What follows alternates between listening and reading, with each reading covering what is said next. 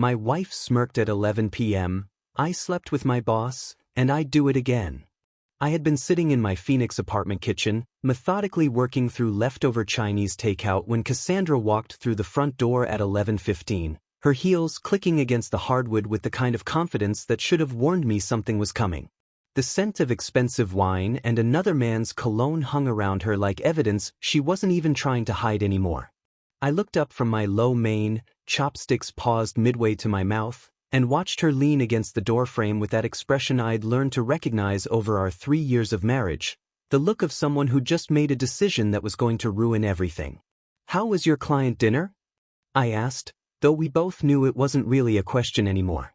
She'd been having these late, business meetings at trendy Scottsdale restaurants for the past 2 months, always with vague explanations about marketing campaigns and brand strategies that never quite added up when I did the math on her stories. "Actually, Jake, we need to talk about that." Her voice had this practiced casual tone, like she'd rehearsed this conversation in her car before walking in. "I wasn't at a client dinner tonight. I was with Marcus. Marcus Rodriguez, her supervisor at the marketing firm where she'd worked for the past year and a half. I'd met him at the company Christmas party, mid-40s, expensive suits, the kind of guy who called everyone chief and thought his BMW made him interesting. I kept chewing my noodles, waiting for whatever bomb she was about to drop. "I've been sleeping with him," she said, watching my face like she was conducting some kind of psychological experiment. "For about 3 months now. And honestly, Jake, I'm not sorry about it. I'd do it again." The words hung in the air between us while I took another deliberate bite of my food.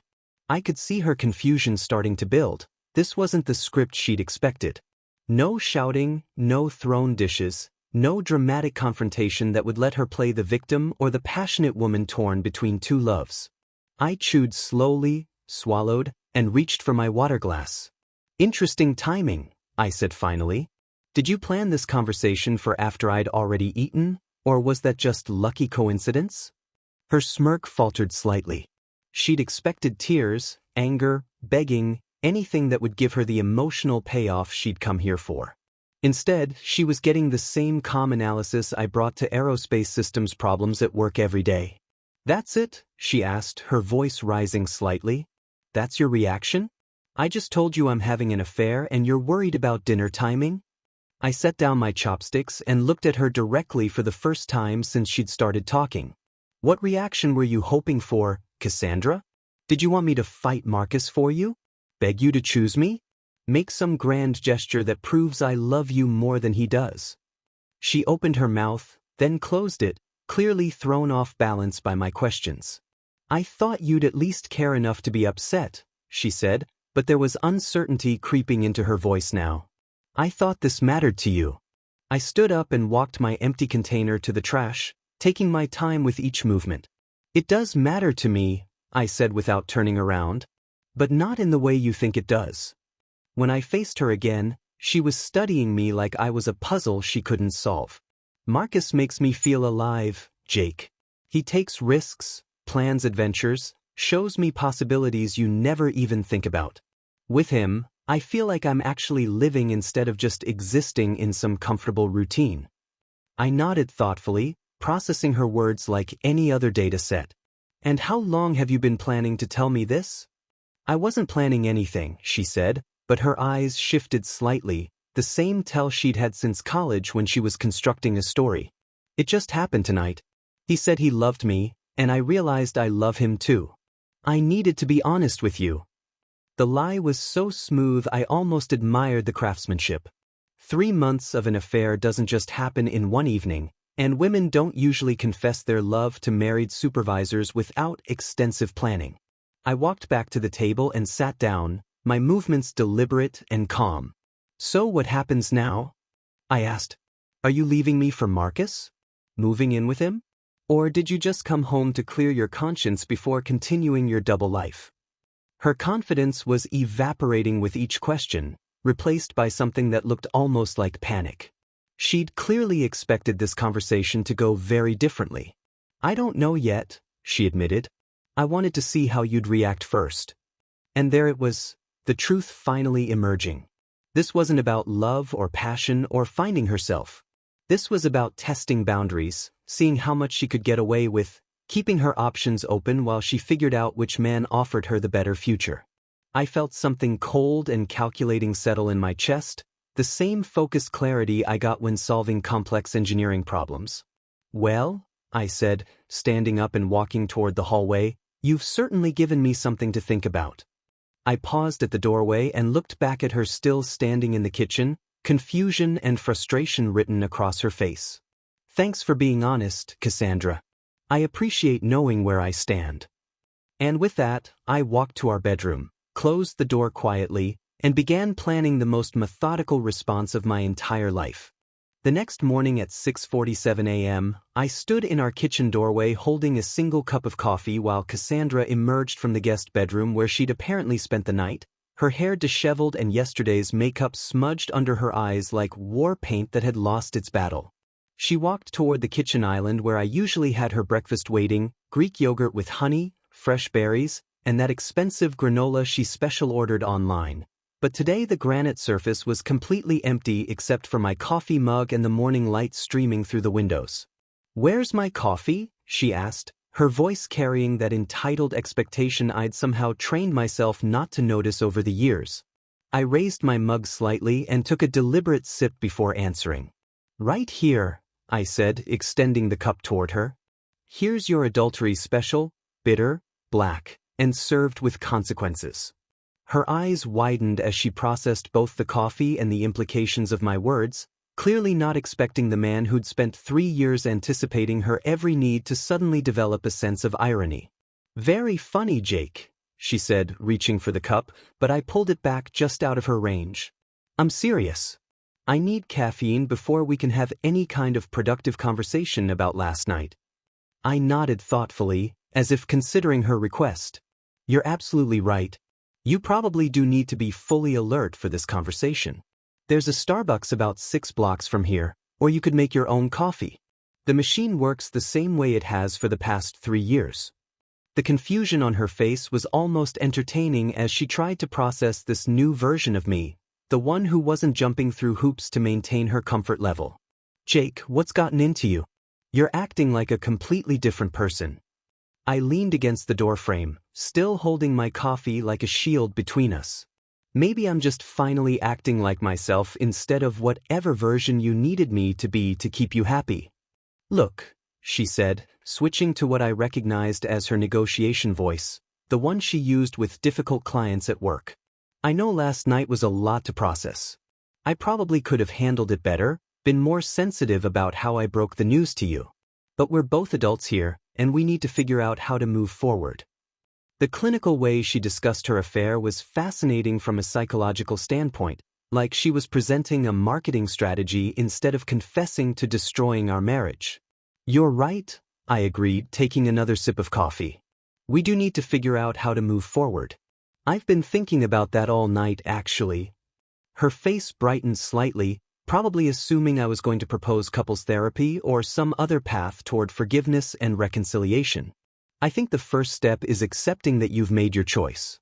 You chose Marcus over our marriage, over the life we built together, over the trust between us.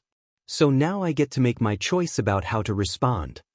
"Jake, it doesn't have to be that black and white," she said, moving closer with that concerned expression she used when she wanted something. "People make mistakes. Marriages go through rough patches.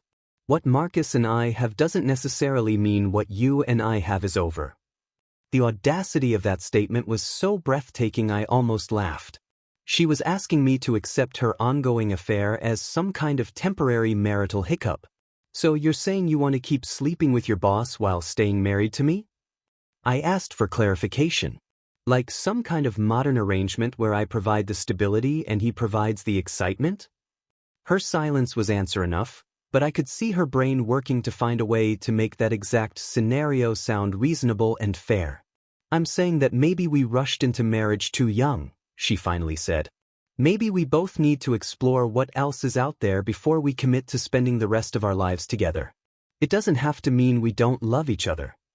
The psychological gymnastics were impressive, turning her betrayal into a mutual journey of self-discovery that somehow benefited us both. Interesting theory, I said, finishing my coffee and setting the empty mug on the counter. There's just one problem with it. You've been exploring what's out there for 3 months without telling me. You made a unilateral decision about our marriage, and now you want me to pretend it was somehow collaborative. I walked past her toward the front door, grabbing my keys and work bag from the hall table. "Where are you going?" she called after me, panic creeping into her voice for the first time since she'd walked in last night. "We need to talk about this more. We need to figure out what happens next." I turned back to look at her standing in our kitchen, suddenly looking smaller and more uncertain than I'd seen her in years. "You're absolutely right," I said. "We do need to figure out what happens next. But here's the thing, Cassandra, you don't get to cheat on me for 3 months and then demand I fight for our marriage. You don't get to outsource your emotional and physical needs to another man and then ask me to compete for a position that's apparently been filled." I opened the front door and paused. "You made your choice when you decided Marcus was worth more than our marriage vows. Now you get to live with the consequences of that choice."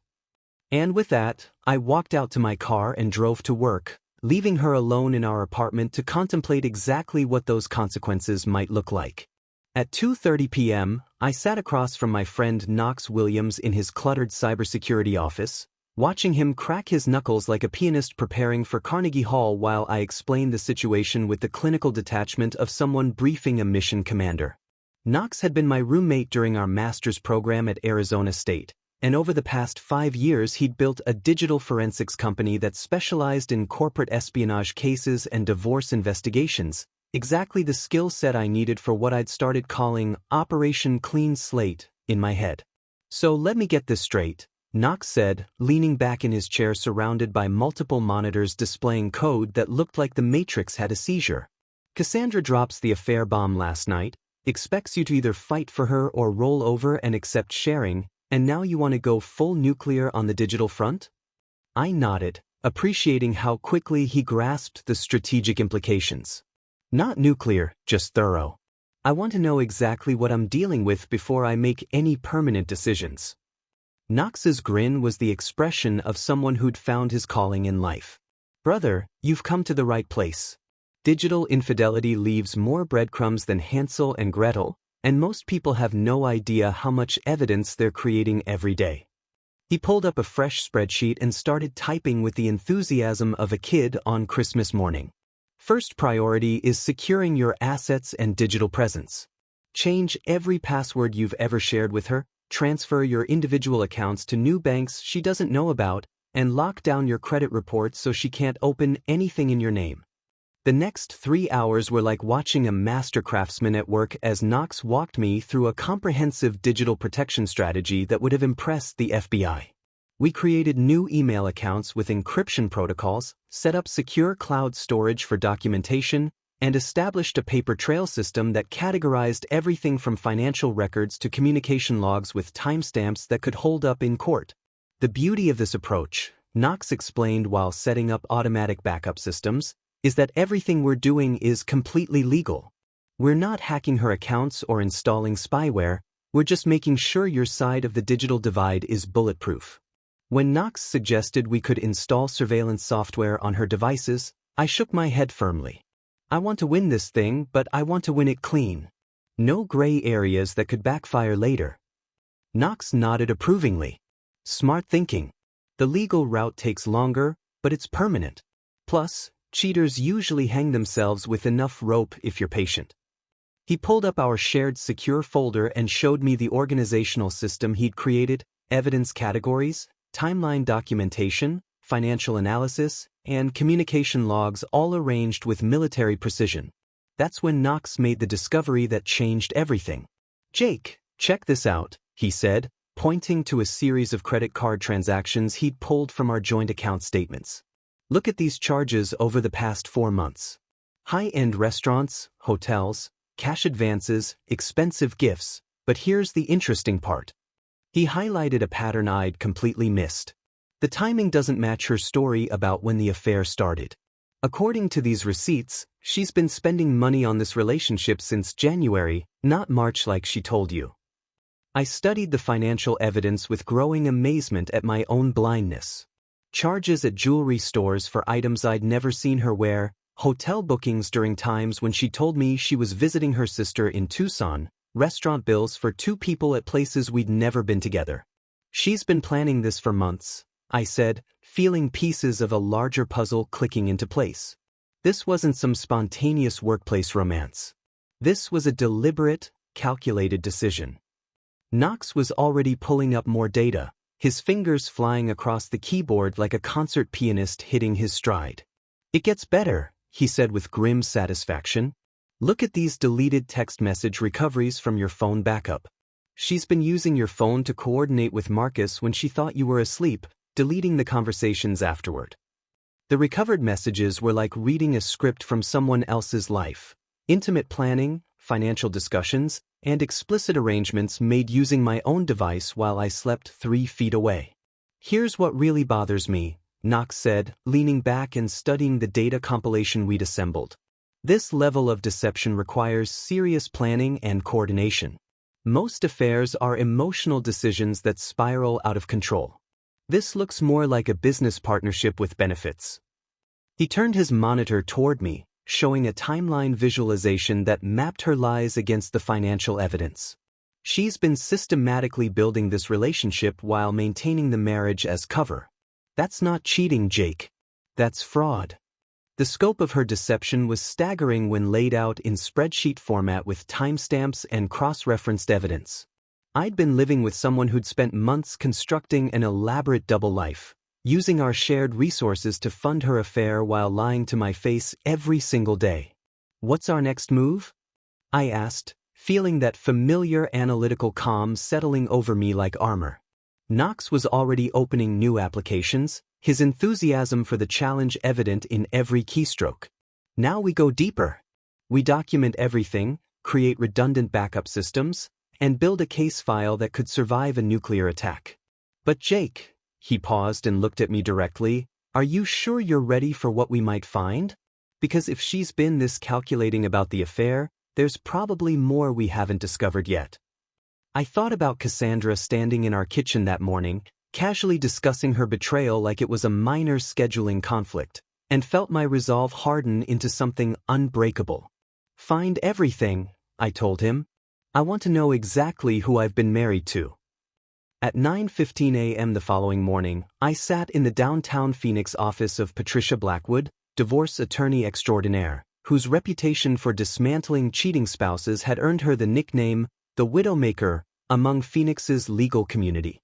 Her office walls were lined with victory plaques and framed newspaper articles about high-profile cases she'd won, while her mahogany desk was organized with the precision of a military command center. Everything Patricia did screamed competence and absolute ruthlessness in pursuit of her client's interests.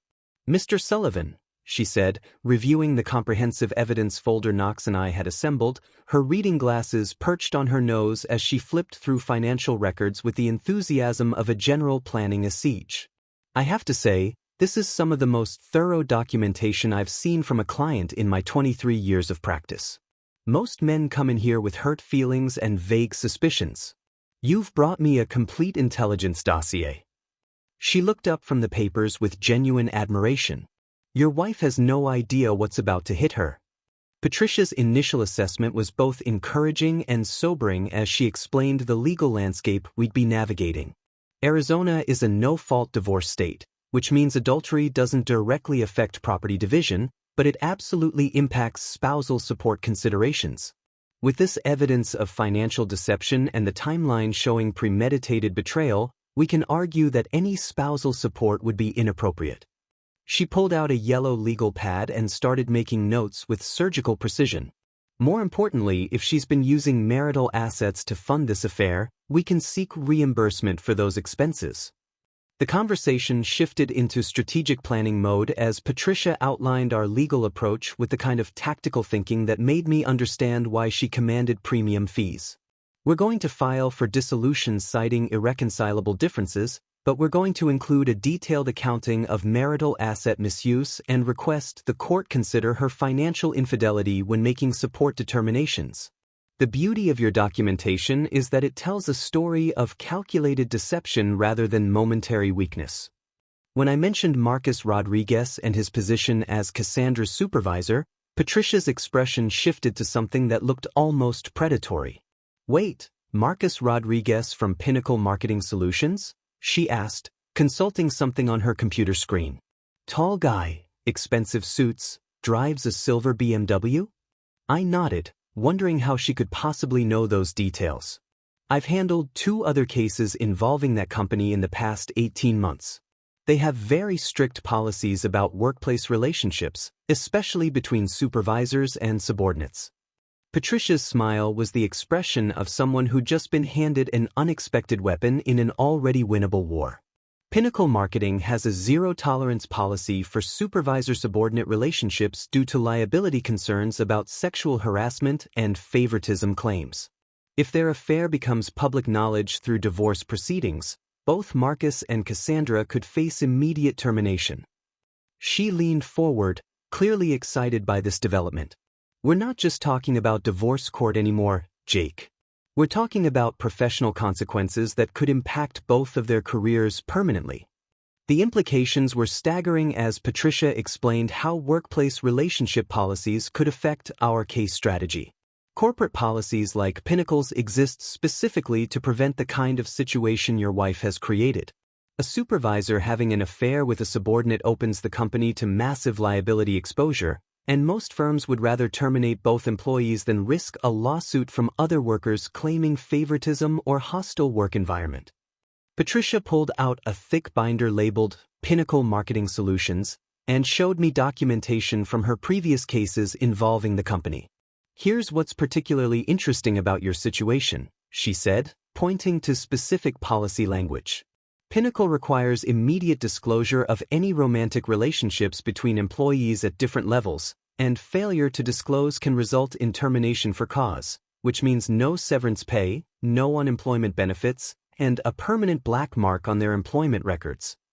"So you're saying that by not disclosing their relationship, they've both violated company policy in a way that could cost them their jobs?" I asked, processing the implications of this information. Patricia nodded with obvious satisfaction. "Exactly. And here's the beautiful part. Once we file divorce papers citing adultery with specific dates and evidence, those documents become public record.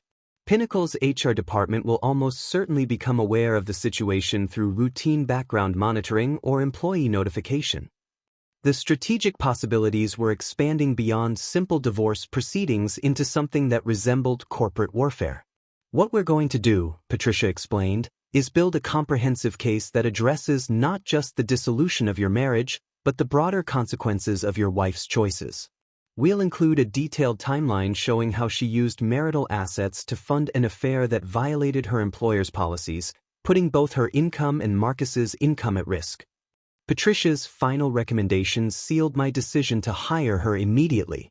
"I want to include a clause about moral turpitude in our filing, essentially arguing that Cassandra's behavior demonstrates a pattern of deception and financial irresponsibility that makes any spousal support inappropriate.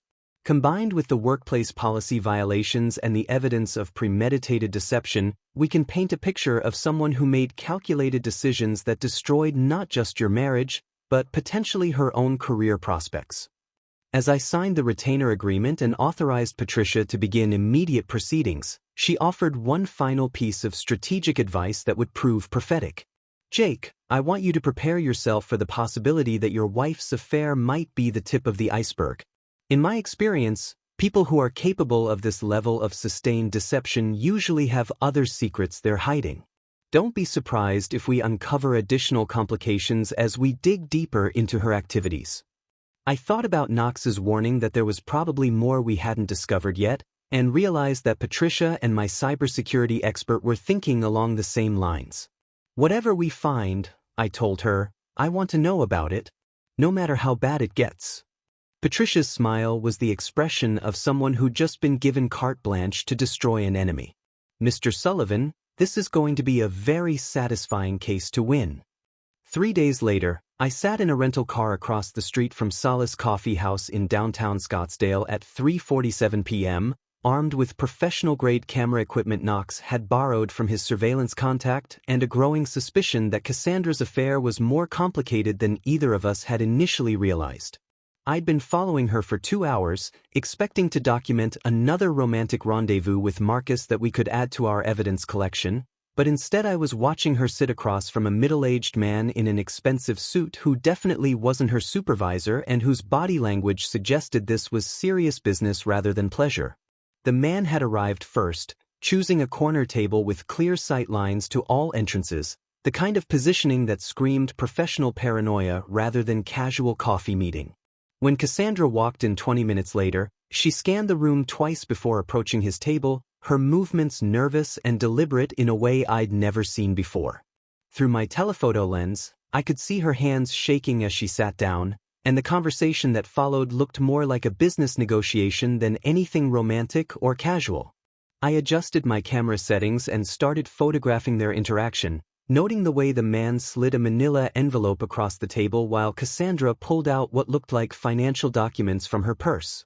The exchange was methodical and organized. She showed him papers, he made notes, they both reviewed something on her phone screen with the intensity of people conducting serious business. Whatever this meeting was about, it had nothing to do with her affair and everything to do with something that required documentation and planning.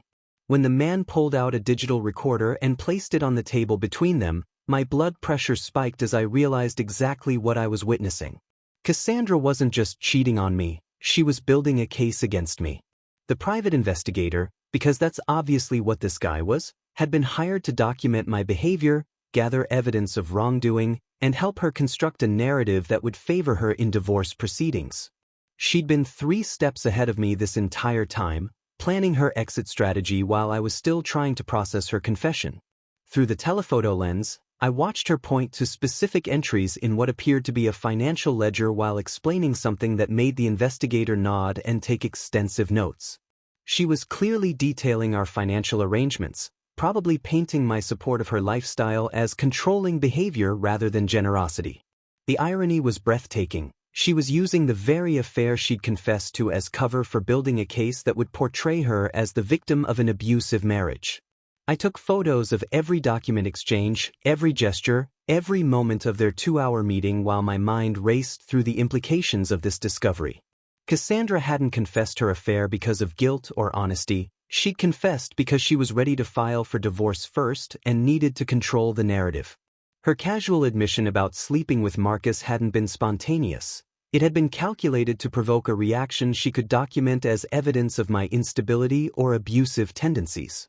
The private investigator's behavior confirmed my worst suspicions as he showed her what looked like surveillance photos from his own manila envelope. I watched her review images with the focused attention of someone studying evidence, occasionally pointing to specific details while he explained something that made her smile with satisfaction. They were building a comprehensive case designed to paint me as the villain in our marriage's collapse, using my own reactions to her betrayal as proof of character flaws that justified her affair. When their meeting concluded, I watched the investigator hand her a business card and a second envelope before they shook hands with the formality of people concluding a successful business transaction. Cassandra sat alone at the table for another 10 minutes after he left, reviewing whatever documents he'd given her with the expression of someone studying battle plans. The transformation from guilty wife to strategic adversary was complete. I wasn't dealing with a cheating spouse anymore. I was facing an opponent who'd been building her case for months. I followed her from the coffee shop to a second location that made everything even more sinister. A meeting with a forensic accountant whose office specialized in high-net-worth divorces and asset discovery. Through the window of his ground-floor office, I could see her showing him the same financial documents she'd shared with the private investigator, clearly seeking professional analysis of our marital assets and my income potential. She was conducting her own comprehensive investigation, probably looking for hidden assets or evidence of financial misconduct she could use against me. The scope of her preparation was staggering as I documented her systematic approach to destroying our marriage. She'd hired professionals, gathered evidence, and constructed a timeline that would support whatever narrative served her interests best. Her confession about Marcus wasn't the beginning of her exit strategy. It was the final phase of a plan she'd been executing for months while I remained completely oblivious to the war being waged against me. As I drove home with a memory card full of incriminating photos and a head full of strategic implications, I realized that Cassandra had fundamentally underestimated one crucial factor in her elaborate plan. She'd assumed I would react emotionally to her confession, providing her with evidence of instability or abuse that would support her victim narrative. Instead, my calm response had forced her to continue with a strategy that was now completely exposed to someone who understood exactly what she was doing. Knox was going to have a field day with this intelligence, and Patricia was going to turn Cassandra's own investigation against her with the kind of legal jujitsu that would make Sun Tzu proud. My wife thought she was playing chess while I was playing checkers, but she just revealed her entire strategy to someone who was about to flip the board and change the rules of engagement completely. The student was about to become the teacher, and the lesson was going to be absolutely devastating.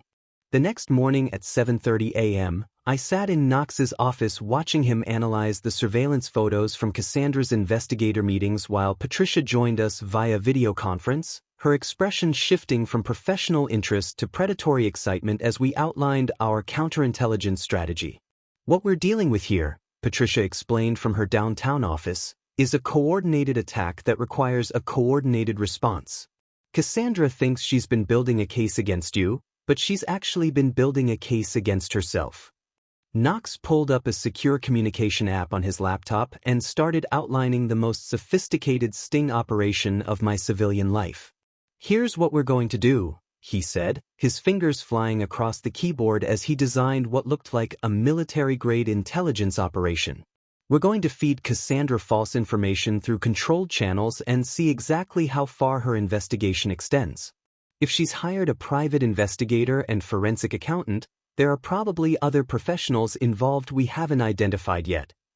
The plan Knox and Patricia developed was elegant in its simplicity and devastating in its potential effectiveness. I would start leaving carefully crafted false evidence around our apartment. Fake financial documents suggesting hidden assets, staged phone conversations about fictional business deals, and planted emails about investment opportunities that didn't exist. If Cassandra was monitoring my activities, she'd inevitably pass this disinformation to her investigative team, creating a paper trail that would expose her entire operation. The beauty of this approach, Patricia explained during our three-way planning session, is that it's completely legal and will demonstrate premeditated deception on her part.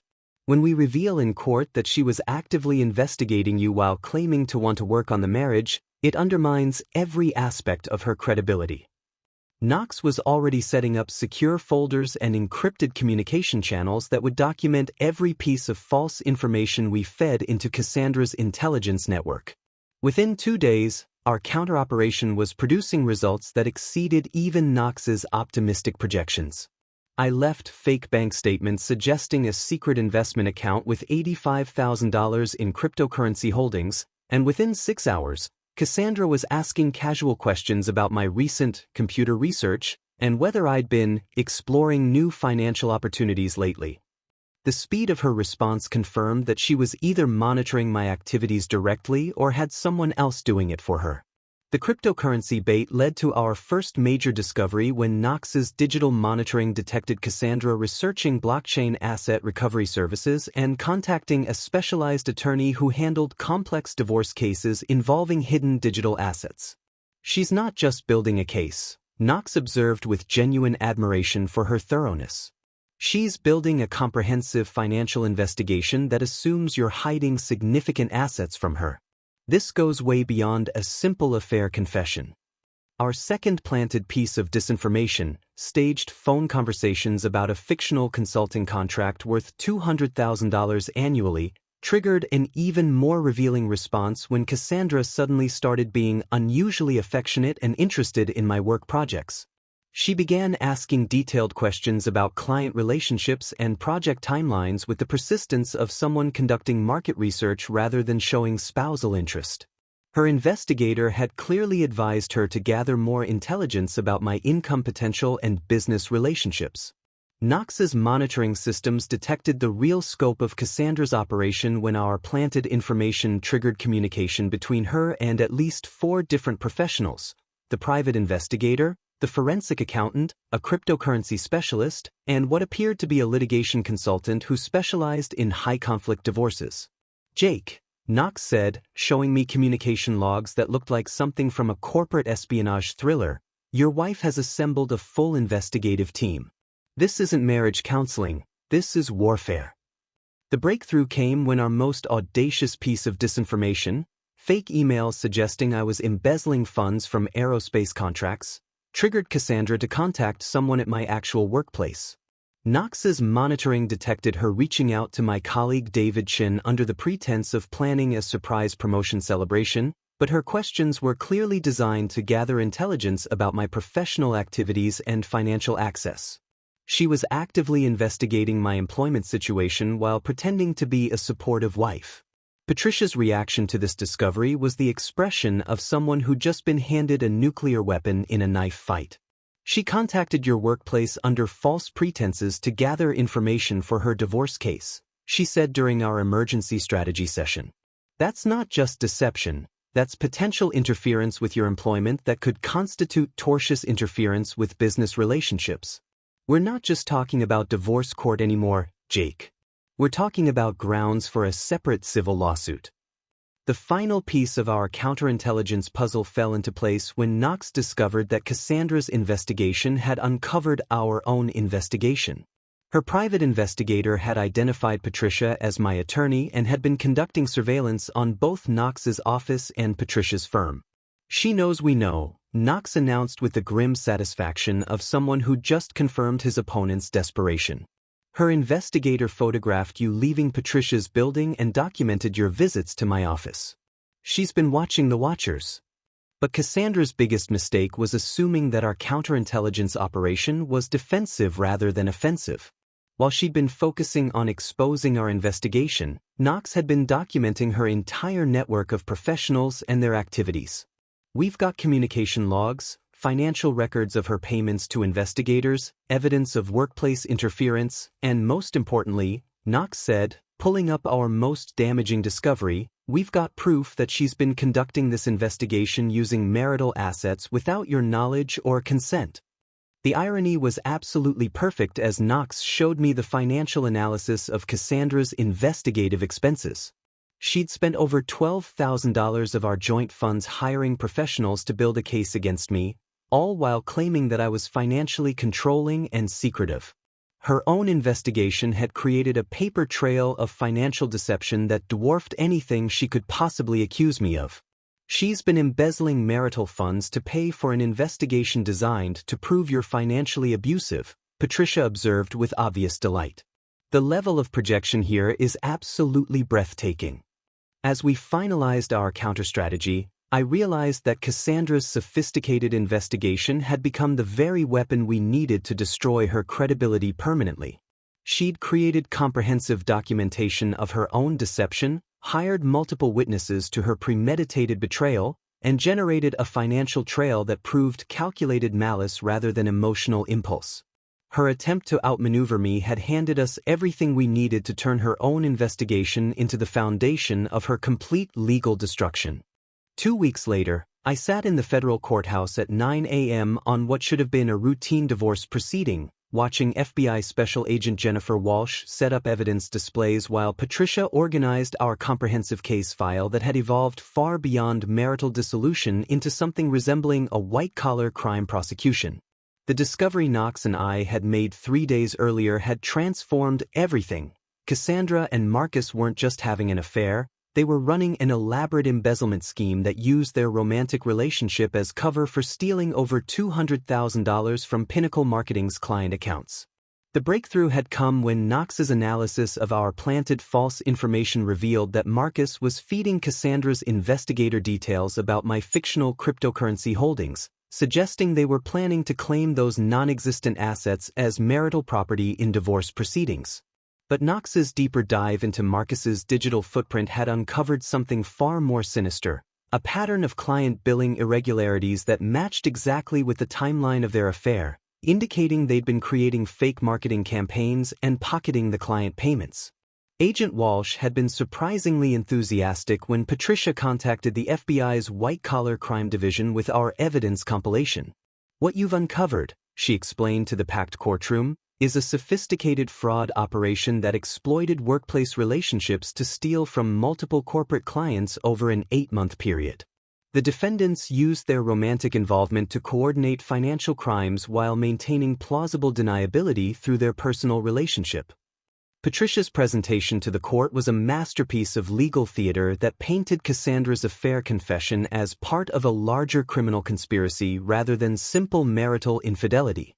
"Your Honor, the evidence will show that Mrs. Sullivan's admission of adultery was actually an attempt to distract from the defendant's involvement in systematic embezzlement that used marital assets as money laundering vehicles. Her elaborate investigation of her husband was designed to create a victim narrative that would obscure her own criminal activities.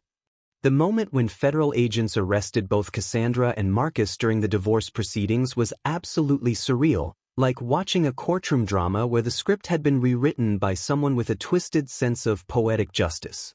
Cassandra's face went from confident smugness to absolute panic as Agent Walsh read charges that included wire fraud, money laundering, conspiracy to commit theft, and racketeering, crimes that carried potential sentences of up to 20 years in federal prison. Marcus's arrest was even more satisfying as his expensive lawyer frantically tried to argue that the timing was prejudicial to divorce proceedings, only to be informed that federal criminal charges took precedence over civil litigation. The man who'd been stealing my wife and my peace of mind was now facing the prospect of spending the next 2 decades in federal prison, while his BMW was already being seized as evidence of proceeds from criminal enterprise. Patricia's evidence presentation revealed the full scope of their criminal partnership with the precision of a surgical strike designed to demolish any remaining sympathy for Cassandra's position. The defendants created over 30 fake marketing campaigns for legitimate Pinnacle clients, billing for services that were never provided while directing payments to personal accounts they controlled jointly. Mrs. Sullivan's role included creating false documentation, laundering proceeds through marital accounts, and using her husband's financial stability as cover for their criminal activities. The financial evidence Knox had compiled showed how Cassandra had been systematically stealing from her employer while using our joint accounts to hide the proceeds, then planning to claim half of everything in divorce proceedings that would have legitimized her theft. She was essentially planning to steal money from her employer, hide it in our marriage, then divorce me and claim half of the stolen assets as marital property, I explained to Agent Walsh during my witness testimony. Her affair confession was designed to distract from the fact that she'd been using our marriage as a money laundering operation. Judge Harrison's reaction to the evidence compilation was the expression of someone who'd seen everything in 30 years on the bench but was still capable of being impressed by the audacity of human greed. "In all my years presiding over divorce cases," he announced, "I have never encountered a situation where marital infidelity was being used as cover for federal crimes. The court finds that Mrs. Sullivan's actions constitute not just adultery, but criminal conspiracy that makes any claim to marital assets legally impossible." The civil judgment was swift and devastating as Judge Harrison awarded me complete ownership of all marital assets, nullified any potential spousal support obligations, and ordered Cassandra to reimburse me for the investigative expenses she'd incurred using our joint funds. But the real vindication came when Agent Walsh announced that my cooperation with the federal investigation had qualified me for a whistleblower reward equal to 15% of the recovered stolen assets, a payment of $31,000 that more than doubled my net worth overnight. Patricia's closing statement captured the absolute absurdity of Cassandra's situation with surgical precision. "Your Honor, Mrs. Sullivan hired investigators to prove her husband was financially deceptive while she was actively embezzling funds from her employer. She accused him of controlling behavior while using their marriage to hide criminal proceeds. She claimed he wasn't marriage material while she was literally stealing money to fund an affair with her criminal partner. The level of projection here would be comedic if the crimes weren't so serious." As federal marshals led Cassandra away in handcuffs, she looked back at me with an expression that mixed disbelief, rage, and what might have been genuine remorse for the first time since this entire nightmare began. "Jake," she called out, "I never meant for it to go this far." The money was supposed to be temporary. We were going to pay it back. Her final words to me were an admission that even her confession had been another lie. She'd never planned to leave Marcus or come clean about anything. She'd simply been caught in a web of deception that had finally collapsed under its own weight. Walking out of the courthouse as a free man with my assets protected, my reputation intact, and a federal reward check in my pocket, I realized that Cassandra's elaborate scheme had accomplished the exact opposite of everything she'd intended. Instead of destroying me financially and emotionally, she'd handed me the tools to expose her crimes, protected my career from her interference, and provided me with enough evidence to ensure she'd face consequences for every lie she'd told. The woman who'd called me not marriage material was now facing federal prison while I was free to build the life I actually deserved with someone who understood the difference between love and criminal conspiracy.